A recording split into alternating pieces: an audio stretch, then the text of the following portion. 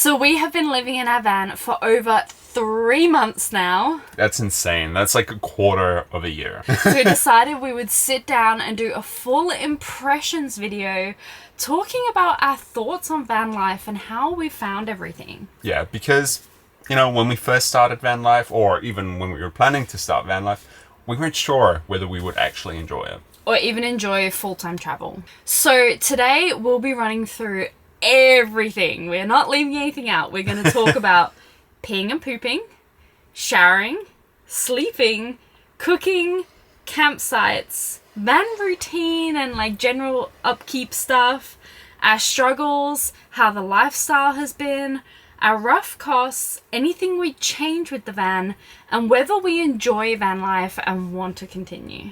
So the way we've done this is we've each privately on our own written some dot points for each of these sections, and I have no idea what Wehan has written, and he has no idea what I've written. I feel like there will be a lot of like cross flow. Cross flow? Yeah, between like points, because like we're very similar in the way that we are as people. Yeah. So, but maybe there'll be some curveballs and Wehan will completely surprise me. I guess we'll see. Should we talk through the first point, which is peeing Peeing, and pooping? pooping. I think we've been very honest about peeing and pooping in our current fact. videos. Maybe too honest. I just did my first poop. Doesn't It's not make really noise. noise. It's Yeah, it just doesn't like make noise. lightly, That's why I was like, lightly falls on the compost. You're not going to film while you're pooping. yeah, why not? Beyond. So, we And you guys seem to have enjoyed that, so do you want to start or should I? maybe I'll start. Okay. We have a composting toilet with a urine diverter. It's a Nature's Head. It's probably one of the most popular ones, and it's been great. Yeah. Honestly, I was overall really happy with the toilet too. Yeah. So The only thing that sucks is that you get what you're the gonna pee say. bucket fills up in like 2 days. Yes. So I don't know if we're drinking too much water or if I think that's normal. Like 2 days is very annoying, especially is. when you're off grid and remote. a toilet is such a personal space. And the one thing I really love about having our own toilet in our van is that we don't have to worry about getting like a spot that has a sanitary toilet, because Yeah. that can be pretty difficult in a public space. I wrote that. I said we pretty much never use public toilets just because we like the comfort of our own. Yeah. And anytime we have actually been to a public toilet, it's been really nasty. Yeah. It's been really nasty And we've been or to really some pretty busy nice and- public toilets as well. So it's not like, Yeah. So we're really in that habit of just using our own toilet all the time because you know it's clean. You know it's like in your own little space. Yeah. And you know... It's great. So we love the toilet. Is there anything else you had? no, that's pretty much it. Yeah. Okay, I had one more thing. Ooh. So we have commented, I don't think they've been in the videos that would have gone up, but in some that are coming up, we've talked about how bad the pee smells. Oh, Now, yes. it doesn't smell when it's in the toilet. When we empty it, it stinks. It reeks, yeah. It absolutely stinks. It is horrible when you empty it. Gross. But the one thing I did know is that our toilet has been really good. It's not stinky. We've had no issues. Apart from, we're in a new state currently, and there was a heat wave when we arrived here. The van hit like 47 degrees outside. How ridiculous is that? It was insane. But it got so hot that the pee stunk. Yeah. It was basically like cooking the pee because it was so hot in the van. I wonder what the boiling point of pee is. Ew. It must have been boiling. Because we like opened our toilet door and the acidic It just smell like, boom, hit you in the was face. so bad it like burnt. Yeah. Like it burnt, it smells so strong. Now we haven't had any other issues, just in really high heats. Yeah. The pee bottle starts to smell. I think that's it for peeing and pooping. Good Unless peeing you and guys pooping. want a demonstration. Let us Hey. let us know. No. So showering is our next point. Should I start or you? You can start, I guess. Okay. We haven't been showering much. That was what I wrote. Now, I think that's expected with van life. Yeah. Because obviously we're trying to conserve water and not blow all our water in one go. Hey, and we're top trying up to be immediately. good for the environment, Lydia. So we've kind of gotten into this schedule. I feel like we've gotten better at it. Yeah. Where we time like full body showers, like fully washing our hair, shaving, everything with when we know we're going to do a water top up soon.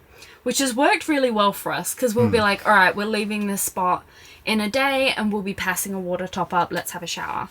So we've timed it really well that way. And I do have to say, we don't get nasty. Like, shout out to my mom, but she brought us Baby wipes.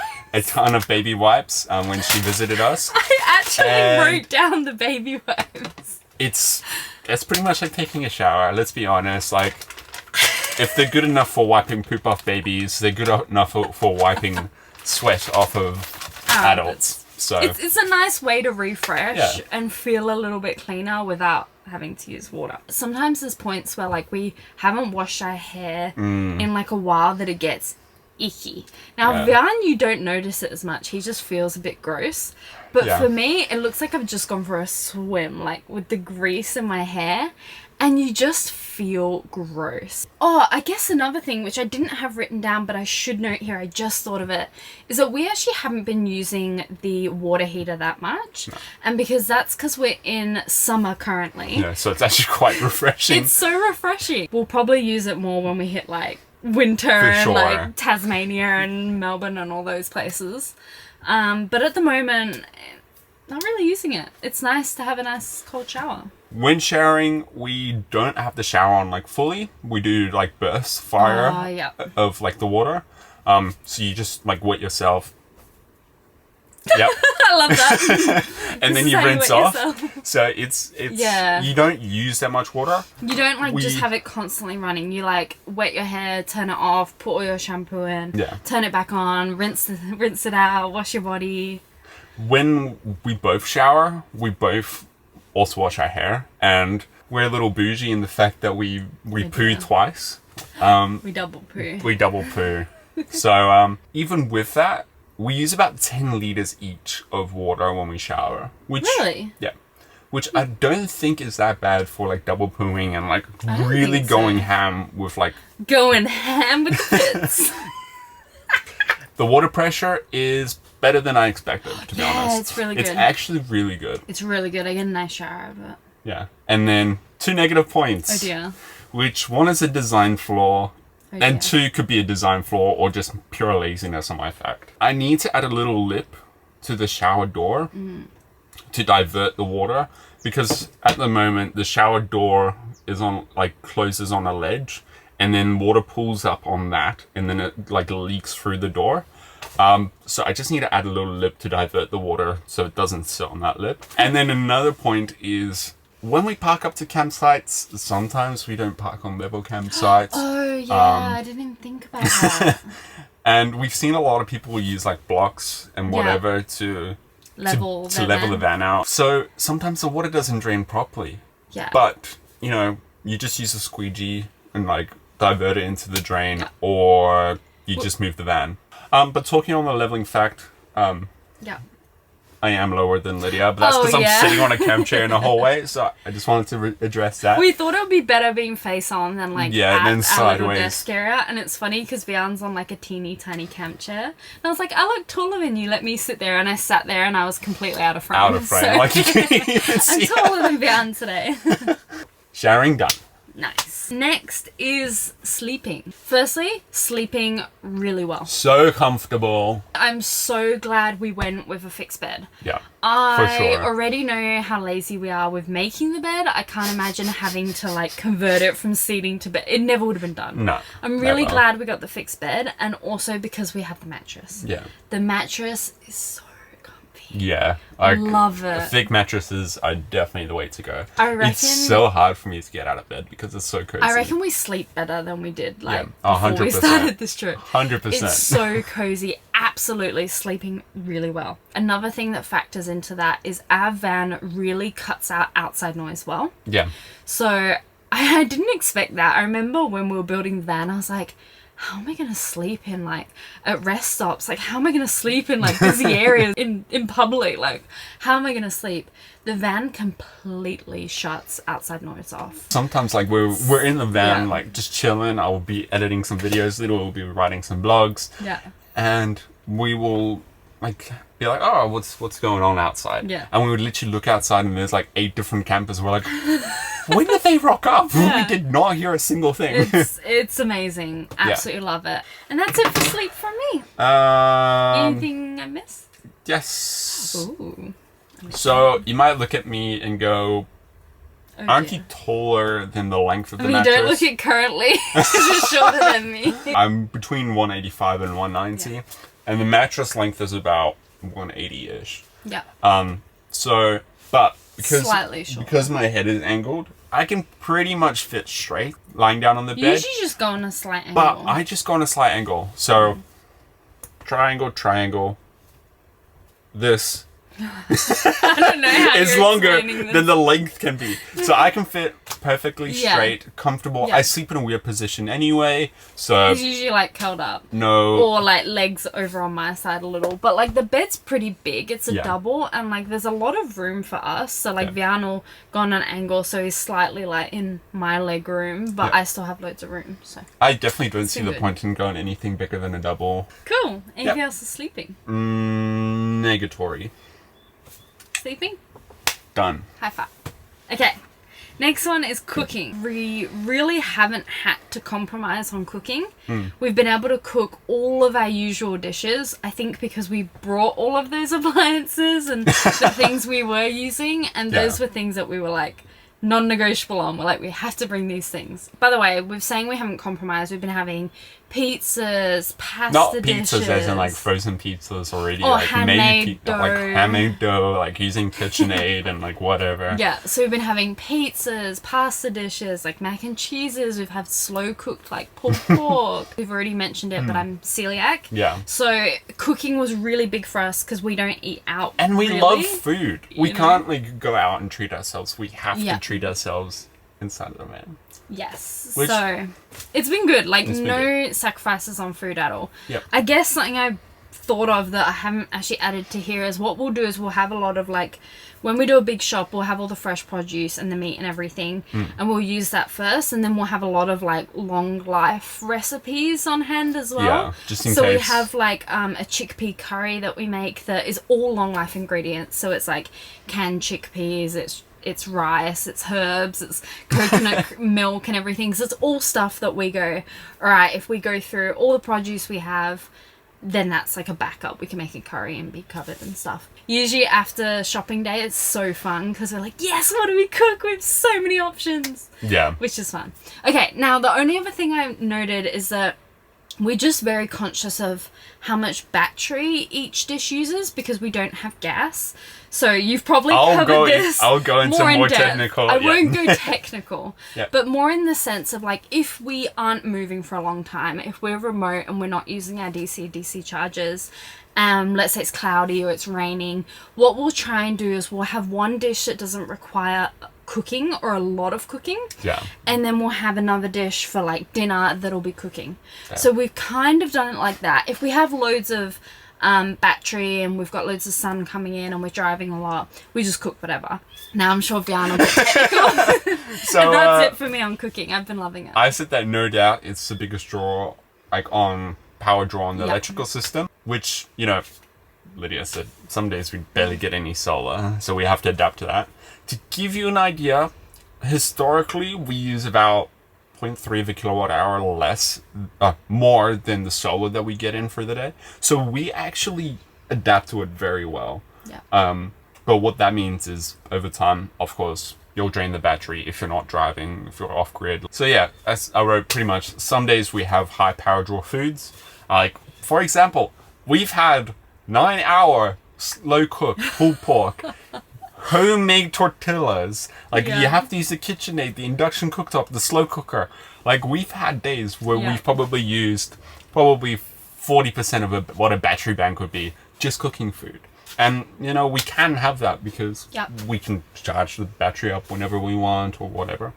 But yeah, and then some days we have low power draw foods because Because we're more it's conscious raining of and it. it's cloudy and whatever. One thing I should note while you're checking your list is that we haven't felt limited by space at all. No, oh, I forgot yes, about that. I yes. just thought of it. Really not limited Sometimes by I space forget at that all. we're in a van. Like Same. it's actually. I mean, I'm obviously putting it from a cooking perspective, but I feel like in general, I don't really feel limited. No. But with the cooking, we have so much counter space. Like, I will place things on this dining table. I'll place things by the coffee nook. I'll place things over at the front, like, Jeez, boot what are you cupboard. cooking in the buffet? No, I mean, if I'm juggling a lot, if I'm doing a lot, like, Yeah. there's so much counter space. Yeah. And I think we were worried about it being a small kitchen.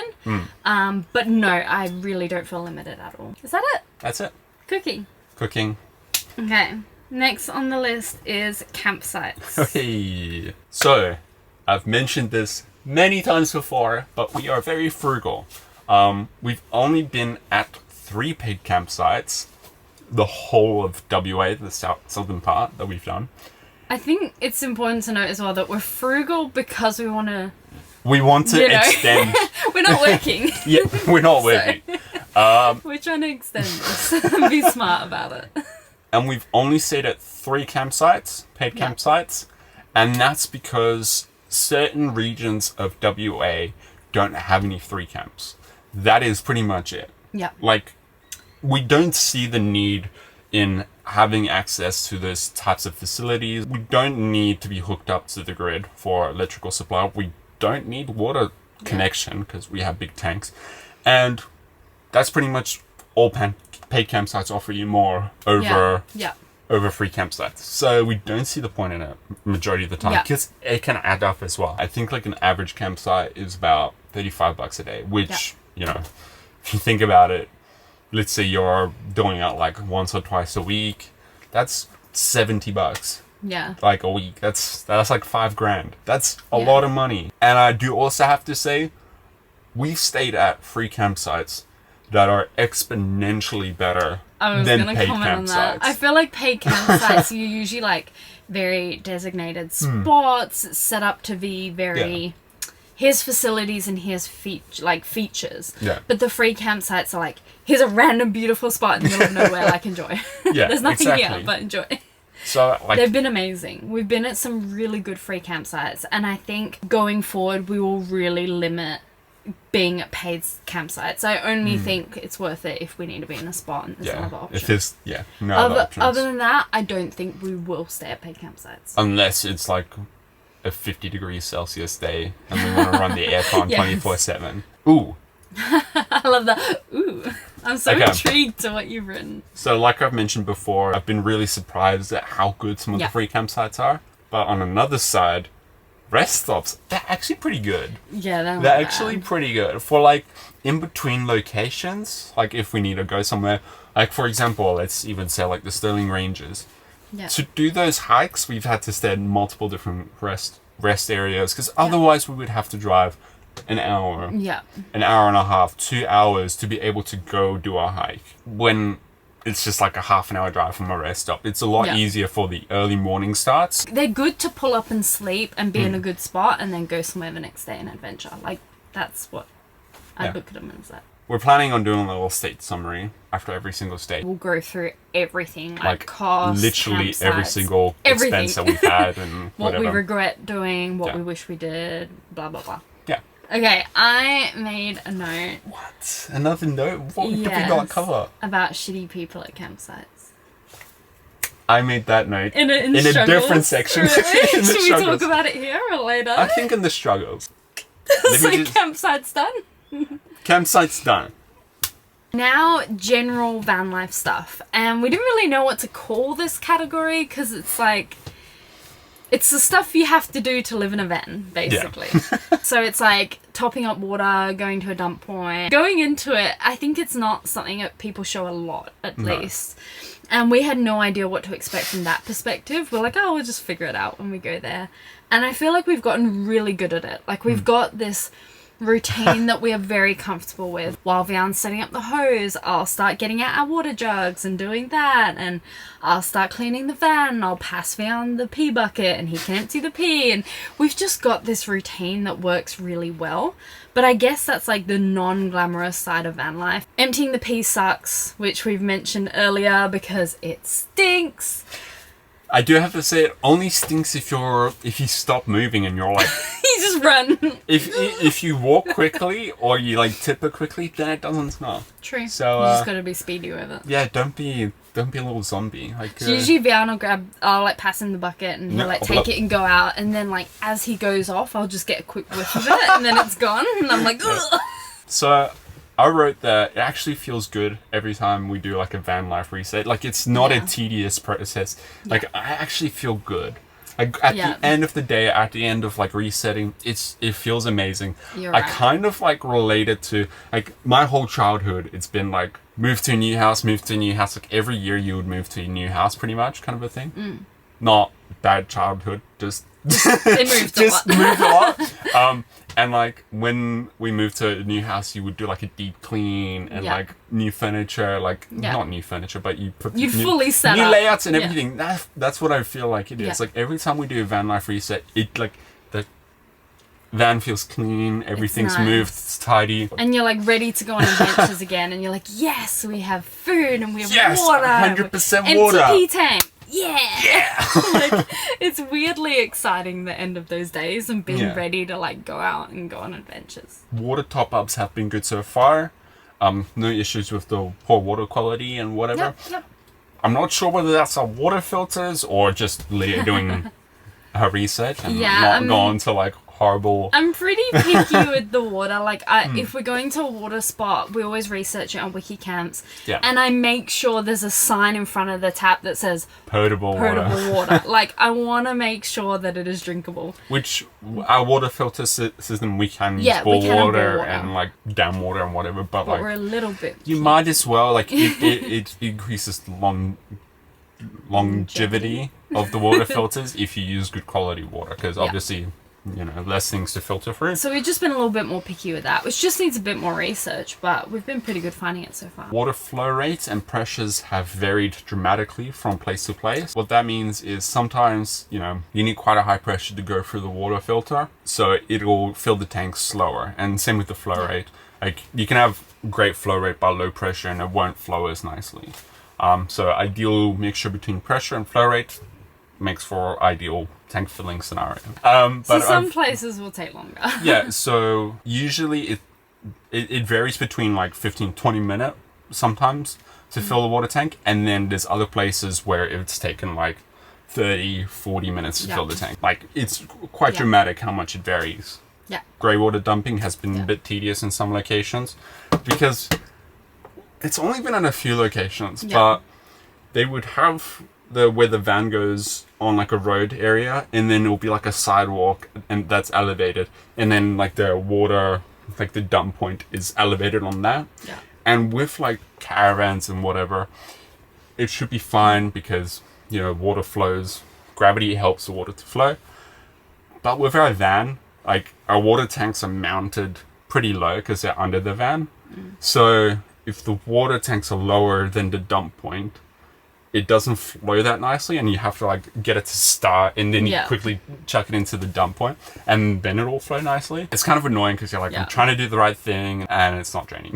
Yeah, because we've been at loads of campsites where people just have their hose like going on the floor. Or, I'd say probably 95% of people just dump their water on the floor, which is a big no-no. Emptying the toilet has been so much easier than I expected. Yeah. Like, honestly, I probably watched like 3 or 4 videos of people emptying the poo-poo part of the toilet before we bought the toilet, and I was kind of a little worried. I'm like, that looks nasty, but it's actually like pretty quick, pretty easy. You just empty it, and then you put the new coir into it and whatever, and it's so easy. Like 5 minutes, toilet empty, refresh, done.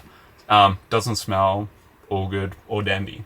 General van life stuff done. Struggles. So far, we've been really positive about everything, and I guess it's important to be like, hey, there's like There's a downside Something to goes any wrong. s- And any even scenario. in the lifestyle section, like those, I talk about negatives as well. My first one, being overwhelmed when planning where to go. So, My first point is feeling overwhelmed, but not where to go. So I feel like I know what you're going to say overwhelmed about, and I think I'm going to cover that. In WA, we had been down south before, so even if we hadn't been to a location, we'd heard of it.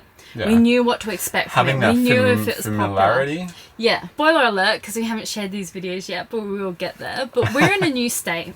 Yeah. And when we arrived in this new state, we arrived and we were like, okay, cool, we'll head to this campsite. We kind of blindsided ourselves as well because we haven't done that much research on the state. Yeah. And we just like threw ourselves into the deep end. We're like, Yeah, we did like a little bit of research, but not really. And we're like, let's just cross the border and we'll figure out where we get there. So we cross the border and then we arrive and we're like, what do we do? And it was just really overwhelming. I think we spent like, we went remote and for like a couple weeks, just kind of firstly recovered from crossing the Nullarbor. Can't wait to show you that video. Recovered from crossing the Nullarbor and then just like spent some time planning. And now I feel a lot more on top of it. Yeah. I feel like we know the areas, but it's overwhelming. For us, we don't want to miss anything. We want to fully explore each state. And yeah. maybe it's our own pressures doing that, but 100%. it's wanting to make sure we cover everything and hit doing the it great in an spots. efficient way as well. Like not Yes. driving back and like, Back and forth and back and forth. So it's quite a lot of pressure. Now, the other thing I said was overwhelming that I feel like you've probably written as well was that when we first travelled, so we left in November, which means we covered travel during the main school holidays, which is what, 2 months? They get 2 yeah, months I think off? it's like 2 or 3 months. They end It's like end of the December. longest time. And then they go back early Feb. We were loving we still was so loved the peaceful. travel, but it was so peaceful. We'd rock up to campsites and we'd definitely get a spot. No.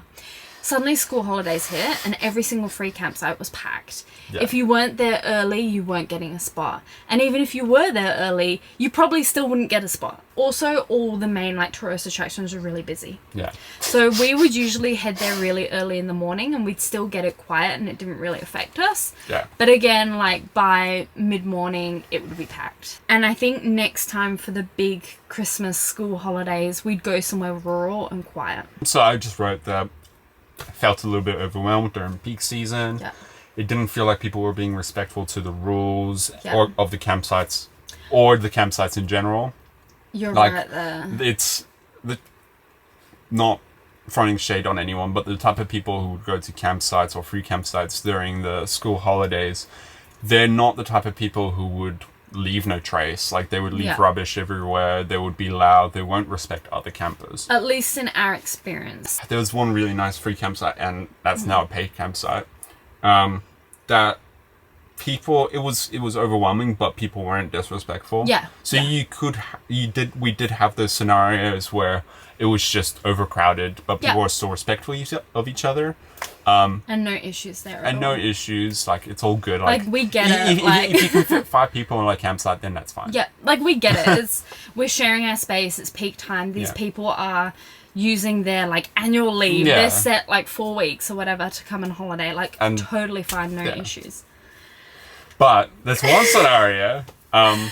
East Bay Campground. East Bay Campground. Beautiful campground. I think probably the nicest campground. Yeah, one of the nicest we've been at. As of filming this, or as the time we were there, it was only really 3 different sections. So it's Yeah. technically 3 campsites, I right? think it was 4. Maybe 4. I think 3 the designated spots 4. they have is 4. Yeah. Or what you're meant to be in. And I'm pretty sure they have that for evacuation and Yeah. purposes and whatever, because the road on it's not 100% great road to go through, and it's a fire risk area. The I would say there's campsite- probably close to 30, 40, maybe even 50 setups there.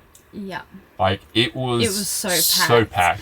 And I guess we should say that we were on a single campsite and it was was right separated near the from- front and it was kind of separated from the others and it was big. Yeah, it was big. 100% you could fit more people there and we did at the start of it because we stayed there for a week. Yeah, for a week, yeah. And at the first couple of days, The first 2 or a 3 couple days. people like went next to us, like a rooftop tent went next to us and a high ace, and we were totally fine sharing that space. They were very respectful, and there were no issues there. Yeah, and when they left, we kind of moved our van because we Yeah. were kind of like centered in the campsite. Yes. Because we arrived in the campsite. We arrived and it was empty. It was quiet. It was empty. So we moved so that we could make more room for more people, and then also have our little private spot because we were in the corner of the campsite. And So we pulled right up at the back, way out the way of other people so they can be next to us, but also nice and close to the water. yeah, so we like working on our laptops, and we saw through this window that someone was pulling up with a trailer, and they were struggling to set the trailer up. After like 5-10 minutes, I was like, I'll go help them out. Yeah. Looks So like they're Van struggling. went and helped them So out. I went, helped them out, like helped them set their like trailer up, like introduce myself. Yeah. They said that they were like, oh, we're so appreciative that you're letting us go on here. Yeah. We won't We won't cause invade much your noise space. and invade in your space. And this was a single campsite, just a reminder. Just yeah. a And we reminder. already had 2 other people next to us. Yeah. Yep. But we do have another family joining us. The other family rocked up, and then they went in front of those guys. And then they parked their cars in front of our van. Yeah. And we were fully blocked in, so Yeah. we couldn't drive. And I do have to say as well is we had 2 other vans and our van on that campsite, and then they had 2 trailers and they had 3 cars. Yeah. 3 cars and a gazebo, and On they a laid single fake grass campsite. out, and they set like barbecues up and a generator. Like they took up, I would So say, much probably space. 70% of the campsite. Yeah. Just those 2 families. Just a lot. And fully blocked us in. Yeah. And we were like, look, blocking isn't an issue because Yeah, we were we're planning gonna on stay there. spending the weekend there anyway. Yeah. We had no issues. So This we're like, look, we're not going to say anything, but obviously if there's like an evacuation or any sort of issues, we're screwed, yeah. basically. But we were like, whatever, it's fine. And we didn't need say to go anything out. about it. We yeah. just left it. We were like, it's fine, is what it is. They're enjoying their holiday, it's fine. Yeah. So we left that as it was, and then the people slowly started invading our space a little bit more and a little bit more. It started slowly, where the first day they were just really like just into our space, and it was frustrating, but we're like, whatever. And then I think it was the second night. Yeah. The second night. So the second night was when they just really invaded our space. So we were in the van working on the bed. Yeah, and we had our think blinds it was on- closed except for the back ones. 'Cause- Yeah, so the back blinds were open. Yeah. And we were just sat back, like I was doing blogs and Vian was video editing, and we were doing all of that. So we were in the bed, and they set up camp chairs right at the back of our van. And when we say right at the back of our van, touching our van, hitting Yeah. our van, like rubbing up against our van. They have so much space, and we're in a single campsite with like 4 or 5 people. Like, Yeah. 4 or 5 different setups. It was crazy. But they just kept moving over, and we had maybe, this between us and the beach. Yeah.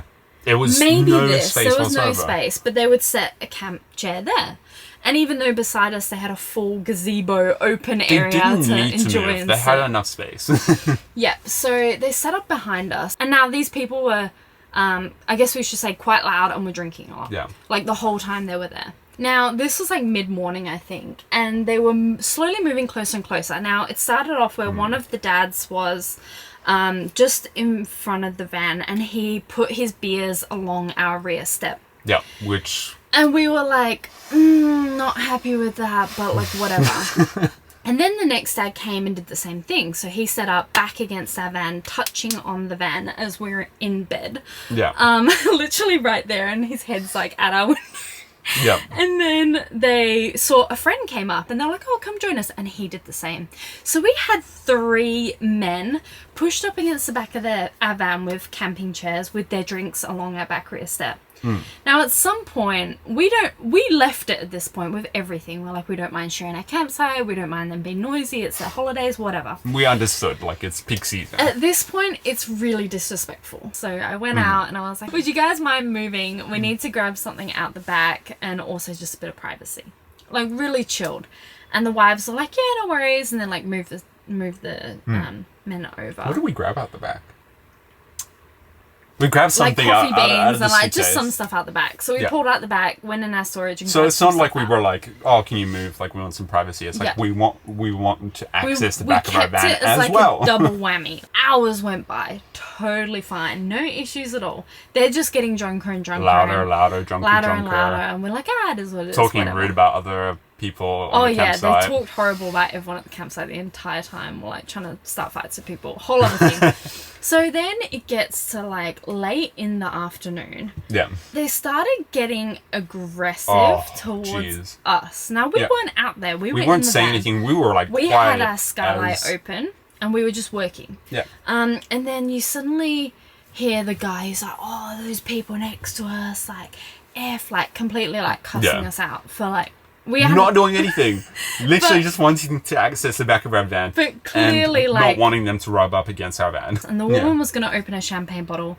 And like we were in the van and we had our blinds shut apart from the back one and we could hear just face it at them, smash it through their window, smash it through the van, go on, aim it at him, aim at him. Yeah.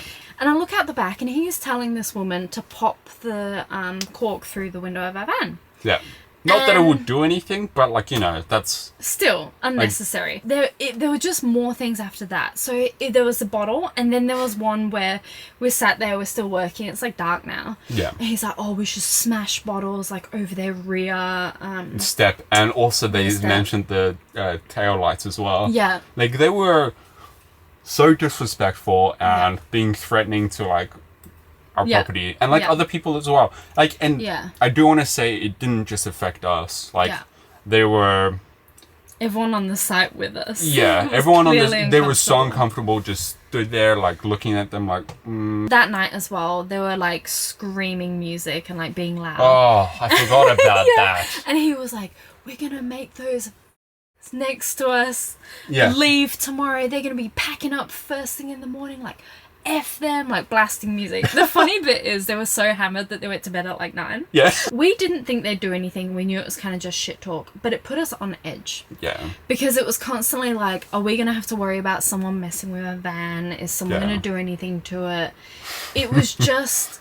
Which horrible, I just spent like honestly. months working on this van. I'm not about to let someone just smash like the taillights or like the step and like whatever. Like, yes, it's... things that don't matter to us, like obviously property means nothing, but it's having to deal with someone being unnecessarily aggressive towards you in your van, and you're completely blocked in. We were completely blocked in. There was no way for us to just drive off and move somewhere else. Look, it was horrible, but I feel like they ended up leaving and we were like, yes. I feel like it was horrible, but it was especially horrible the fact that we were so welcoming to them and like helped them out. Yeah. So, I feel like that was like a 30-minute segue. We could have made that like a whole story time video. I wrote that initially our water usage was an issue. Yeah. But we easily adapted to that within like 2 weeks. We started off and we were like, why are we out of water in like 2 days? Obviously not being frugal with the water. Yeah. But we also now have 2 10-litre water jugs that we fill up, and we use that for our drinking water and cooking water and whatever. Yeah. I feel like that's extended it out quite a bit. Definitely. And definitely we're using less, and then that helps us stay remote longer. Yeah. Because we'll go, oh yeah, cool, we have an extra... Like, I'm pretty sure we can go like nearly 3 weeks without water. Yeah, we've done like... I think the most we've done currently is about 2 weeks. Yeah. And we could probably go more, for sure. If we're smarter about it. 3 more points. 3! So, we hardly shop at individually owned small town grocery stores. That's not because we don't want to support the towns or whatever. Like, it's just... Lydia is celiac, so we can't bear ourselves spending like $10 on gluten-free flour that we can get at your chain-owned supermarket that's like $2. Like, it does get ridiculous at a point. So, one downside to that is we have to pre-plan on our groceries. Like, if we're going to small towns or rural areas, we pre-plan our groceries for like a couple of weeks or a month. So we have to do big shop. But with that, even with the like huge owned chain like supermarkets, in the more remote rural areas, like not big cities, but like cities, they don't always supply the products that we're used to, or they don't have like stock of it. Yeah. So that has been an issue every now and then. Any other struggles? Yes. Oh my gosh! So Should have just made this a struggles video. it was only a struggle really once or twice in WA, but some days, like it's Australia, it can get really, really hot. And I think there was like 1 or 2 days in WA that we actually struggled out of like the 2-3 months that we were in WA. And one of them was we stayed in Waruna. It was one of the RV short stay areas, and it was on a basketball court. Yeah, it was And so it was like a hot. 41 or 42 degrees Celsius day, but on a basketball court. Yeah. And it wasn't that hot to start the day off. And we were like, okay, cool. We'll put the slow cooker on and whatever. So the slow cooker generated heat as well. And then it got really toasty midday, and the van started baking because of the basketball court. So heat has been an issue like once or twice in WA, but we're in South Australia now, and there was a heat wave, and that was So hot. I think like going forward, we got to look at the weather more and be like, okay, it's gonna be a heat wave, whatever. We need to be near the water. Yeah. So we need to adapt to that a little bit better. Yeah. But I do have to say, when it's like mid 30s to high 30s, like the aircon can handle that pretty well. But when you get to a point where it's like 42, 45 plus, the aircon will use a lot of energy to cool the van down. It can still cool it down, but it will use a lot. When it's mid 30s, it doesn't use that much. You can run it longer, and it's more comfortable. So we just need to adapt better to that. Yeah. Struggles. But in the heat wave in South Australia, that 47 degrees Celsius day, I don't feel like it was that bad as bad as the basketball court day. No, that was But bad. that's because like we had fans going, we had good airflow, we used the aircon and burst. Like the way we use all of the like equipment and whatever in the van, I feel like is a lot better than just chuck everything on, full blast, cool. Like we've adapted and it's better. Struggles? Which I do have to say as well is, if that's the only struggles that we have. Yeah. I feel like we're gonna have more, but at this 3 for the moment, moment, they're not that if bad. that's the only struggle, then I'd say that's pretty good. This is more like just general lifestyle things we've noticed or think are worth I mentioning. feel like it'll probably be more of a summary to the things that we've said. Yeah, so already. the one thing I wrote is, as much as we love being on the road and moving and going on different adventures, we still love having that downtime. When you're full-time traveling and you're not limited by time, it's not like, oh, I just have 4 weeks of annual leave. Yeah. When you have all the time in the world, you still want downtime. You still want a couple of days where you're like, I don't want to move. I don't want to have to worry about where I'm sleeping tonight. I just want to stay in this spot that I am in, stay in bed the entire day and watch Netflix. Yeah. Like, we still have those downtimes. Because I also feel like if you're moving about and like, it can be quite exhausting. Like van life, I'm sure you will address this. I think I cover this next. But that's a good segue. Like, you have to make so many more decisions than you would in like your typical normal lifestyle. Yeah, and that's what I wrote, is that that's my next point, is that there's so much planning ahead and decision making. It's, where are we sleeping tonight? When are we going to go to a dump point? Where's our next water top up? Can we shower tonight, or do we need to conserve water? Like, there's so many decisions you have to make that affect how long it is until you have to, like, even go somewhere. Like, if I cook a dish tonight, am I going to use too much battery, so we have to limit it tomorrow? Am I going to use so much water that we have to go to a water top up in the next couple of days? It's all decision making and planning ahead. There's a lot of it. We really have to adapt to supply and demand. Yes. Like with the water usage, with the energy usage, like what we get, what we like use. And I just wanted to add that for those who are actually interested, we typically, on an average day where we're cooking lunch and dinner and like, you know, charging our laptops throughout the day, being on our laptops, we typically use around 2.1 kilowatt hours a day, which I'll put on what that is in amp hours on the screen. In summer months, we get about 2.1 to 2.8 kilowatts a day from our solar, which is 450 watts. So during summer clear days, we actually generate more battery bank than what our average usage would be across like the 2-3 months. So we're actually, we wouldn't need the DC to DC charges unless it was like cloudy, rainy days, we would get less than 1 kilowatt hour. So obviously we would use double than what we get in.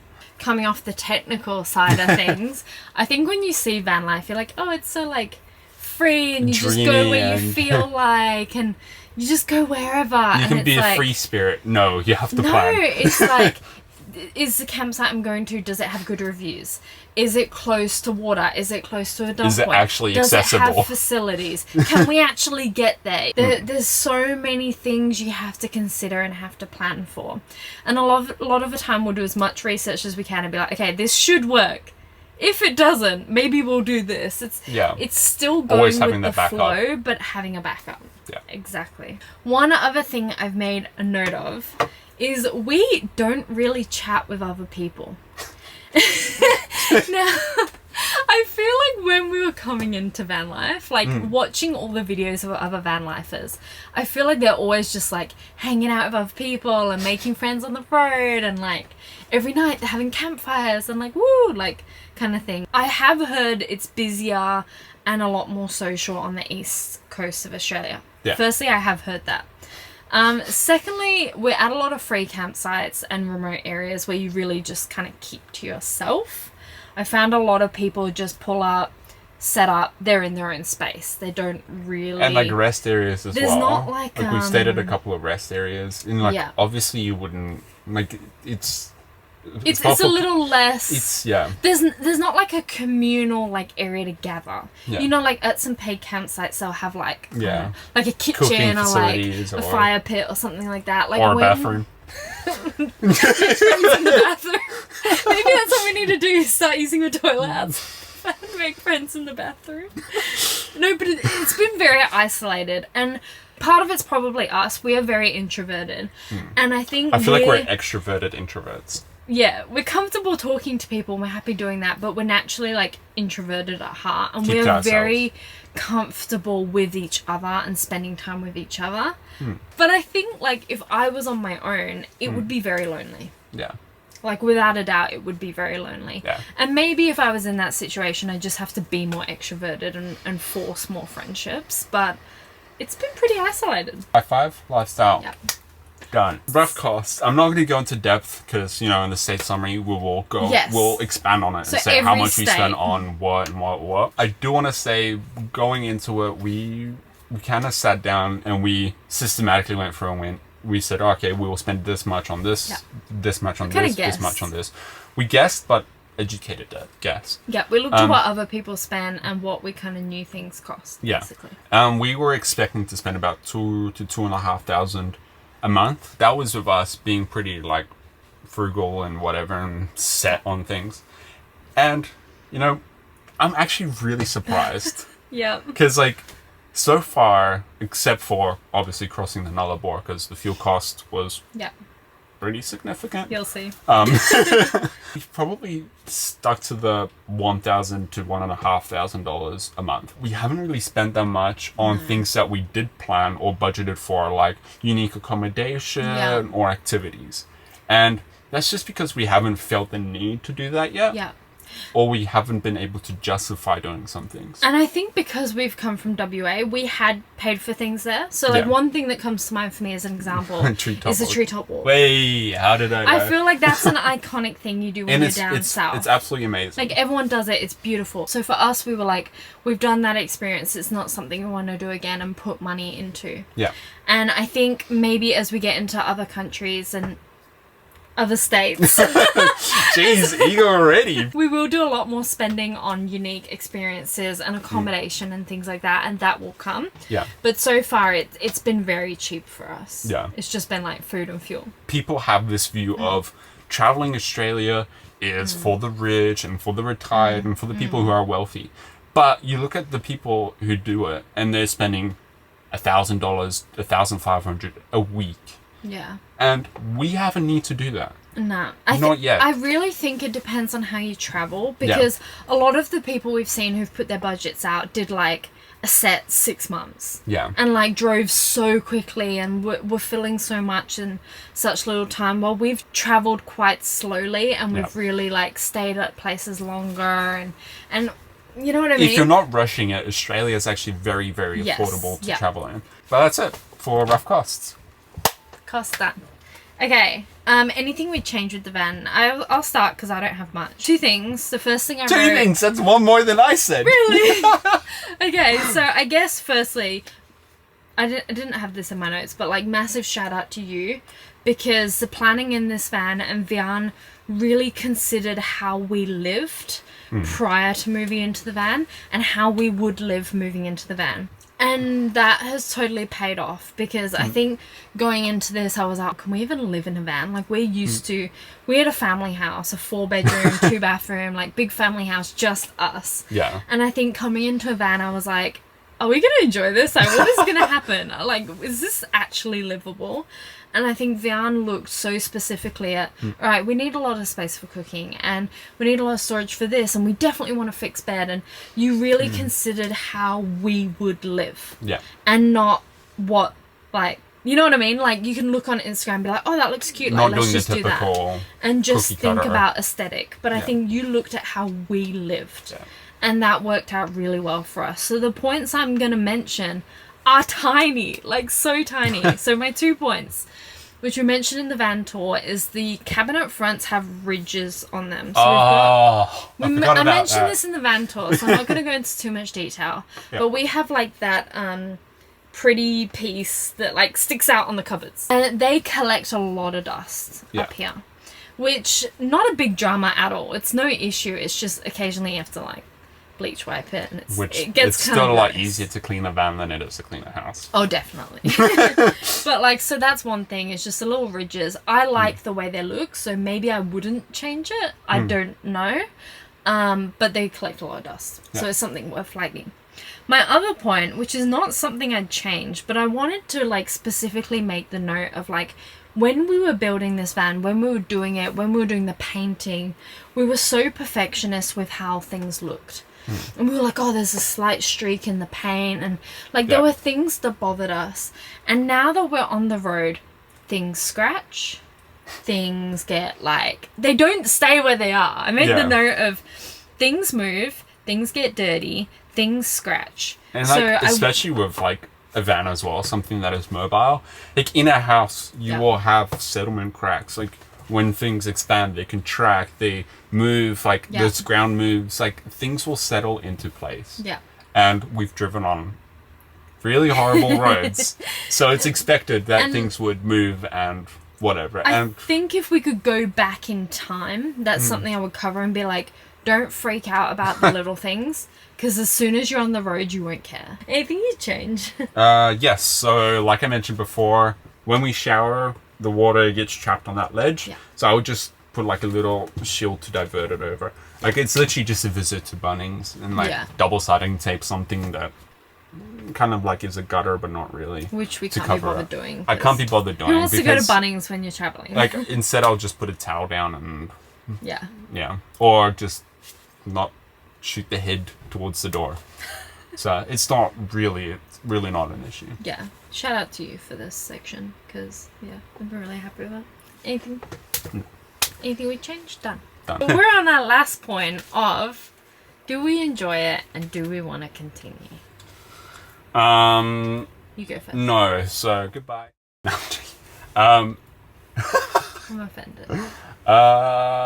So I said definitely we love that we can have our days off and not feel guilty about paying for like accommodation, or like if we were to do this like international or we didn't have a van, I feel like we would, us the type of people we are, we would feel guilty with having those lazy days and reset days. So I feel like having a van really enables us to have those days and not feel guilty about it. And live a chilled lifestyle. Yeah.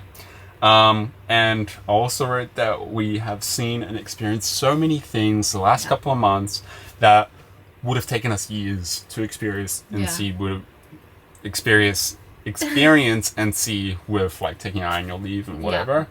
We're having the time of our life, and we love having the flexibility to finally be able to explore and enjoy life to the fullest. So, Vian, do you enjoy it and do you want to continue? Did I just say that? You have to say yes and yes, or no and no. Yes. Or yes and no. What was the question? Do you enjoy it? Yes. And do you want to continue? Yes. I'll just read it off here. Uh-huh. Yes, we love it. I love it so much. Being able to have all the comforts of a home, yet being able to move when we get bored and stay in such incredible places and see such incredible things. 100% will continue, and I'm excited to see what the rest of the lap brings us. I really can't see myself going back to how we were living before, which is such a relief that I'm loving it, because the whole build process we were like, what if we don't like van life and what if we don't like travel? And I don't see us going back to how we were living before. I think now that we've lived this way, I'm not going back. I can totally see why people wouldn't enjoy van life, because it's not all fun travels and adventures 24/7. Sometimes it's greasy hair and emptying your toilet on the side of the road. Yeah. Glad we've enjoyed it, and I can't see me going back to how we were living before. Are we breaking up? No. High five. The only other thing, which isn't really van life specific, but I did want to touch on, is filming. So filming was like a whole new thing for us and a whole different ball game, and we knew we wanted to film this journey going into it. Yeah. And we just started filming from the go. Like, no planning, no nothing. We just started filming because we were like, we want to document this. And we were definitely bad. I do have to say, we didn't really review the footage as much. Yeah. Um, We filmed and like put it on our hard drives and whatever and just left it. Right now, this is us in the future. yeah. From a video perspective. Welcome. The video you would have just watched, we were a month in. Yeah. And now obviously we are over 3 months in, which is a bit of a gap. We want to be more real time with our videos. But like I said, we just filmed and shoved it in storage. Yeah. And then one day we got to the point where we're like, okay, we actually need to start posting. We have all this footage. We wanted to start posting, but when we did that, we wanted to be consistent and post every week and whatever. So we wanted to have that security of like if we don't film something this week, we would be fine. Yeah. And I think it was that pressure of like, when we were first doing it, we didn't know if we'd like full-time travel, and we didn't know if we'd like van life. We were still adapting. And we had no idea what to expect. So we didn't want to post immediately and then be overwhelmed with doing videos. So we just it would have been too much. filmed. So I guess to pre-warn you guys that a lot of our videos we look at now and we're like, that was terrible. That's horrible. But we still want to put it out because, like, it's we want to documenting our look back journey. at it and be like, oh, we did that. Oh, we saw that. It's like, it's things you look back on. And now, like, as we look back, like, every video we've done afterwards feels better than the last. Yeah. I feel like we've gotten a lot better at it. In our opinion. In our opinion. You can let us know. But especially the first few videos, we were like, oh, do we want to put these out? Like, they're not great. Like, we're not 100% proud of them. We want to be more real time so we can be like, we just did this really cool thing, let's edit it immediately, like get it up, love it, boom boom boom. Yeah. And we're catching up now to that point. We've still got a couple of months of footage which is going to show you the rest of WA, which we get on some really cool adventures. Like, it's so exciting. Some things that I didn't expect that we would enjoy, like it's great. I love it. And I guess we've filmed a lot more like van life type content as well, because that is something we've heard from you guys, is that you want to see more of like the actual day-to-day like van life kind of thing. So we have done more of that as well as the really cool adventures. Yeah. High five. That's our 3-month update, and I feel like it was really positive, and we've still been very honest on the struggles and things that were difficult. So I hope that has helped, like, given with any you guys. insight or has been interesting. Because we've been very positive, because without a doubt we love it, and I think with the planning of the build and everything, we planned well going into it, which has helped us love it. I guess that's it. That is it. See you next week. Bye guys.